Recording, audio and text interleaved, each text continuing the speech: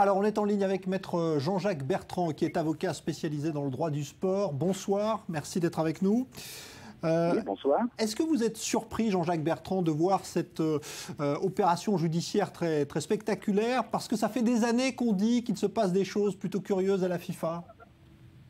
Alors écoutez, dans votre question, il y a un peu la réponse. Depuis le temps qu'effectivement des soupçons planent, là nous avons affaire à une intervention de grande ampleur sous l'égide de la police ou de la justice américaine et suisse du reste. Donc il est évident qu'on a tapé un peu à la tête et un certain nombre de personnes concernées par, je pense, plus que des rumeurs, parce qu'on n'interprète pas les gens comme ça. Mais quelque part, je pense que beaucoup de gens ne sont pas surpris. Alors justement, aujourd'hui, Sepp Blatter fait savoir par son responsable communication qu'il n'est pas concerné par cette affaire.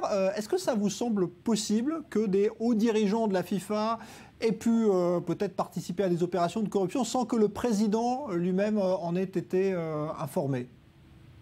Je crois qu'il faut, on imagine même une autre déclaration du président ou de représentants en communication qui parlent pour lui. Maintenant, il y a une enquête qui est ouverte, qui peut avoir des ramifications et des surprises encore. Il ne faut quand même pas en tirer une conclusion définitive. Tout est possible. Il faut voir, il faut laisser l'enquête se faire. Qu'est-ce que vous savez, qu'est-ce qui fait, selon vous, que le fonctionnement de la FIFA aujourd'hui suscite autant de critiques à l'extérieur et même à l'intérieur? C'est un fonctionnement trop opaque, pour être honnête, selon vous?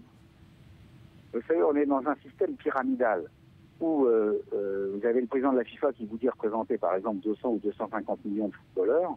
En réalité, il est élu par quelques dizaines de personnes parce que les clubs élisent le président des fédérations, les fédérations élisent des représentants au comité exécutif de la FIFA, le comité exécutif va élire le président. Donc, d'étage en étage, finalement, tout en disant représenter des dizaines ou des centaines de millions de personnes, on est en fait élu par quelques-uns. Donc, ce système-là fait qu'il y a une opacité, il y a un système de cooptation et de gouvernance d'une manière générale qui, vu les intérêts financiers qui sont énormes, comme vous l'imaginez, est absolument obsolète. Et c'est ça qu'il faut revoir.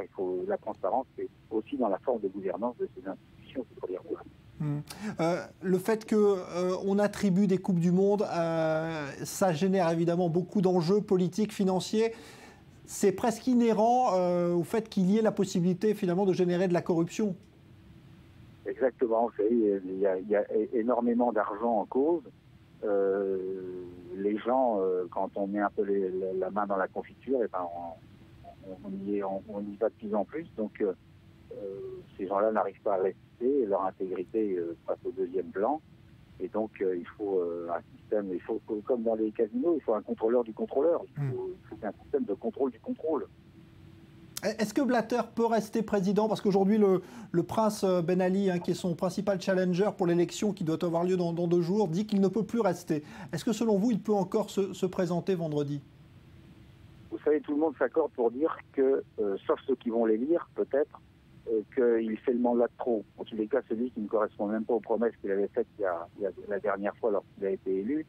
Donc on est vraiment là, quand on voit tout ça qui sort à 48 heures en plus d'une élection, devant vraiment le mandat de trop. Donc la noblesse de la situation, c'est effectivement de dire je me retire et je laisse la place à un autre, mais je crois que la place doit être bonne, pour des raisons, toutes les raisons qu'on ne connaît peut-être pas, ou en tous les cas de contrôle apparent d'une situation, mais c'est vrai qu'il devrait, à mon avis, savoir arrêter à un moment donné.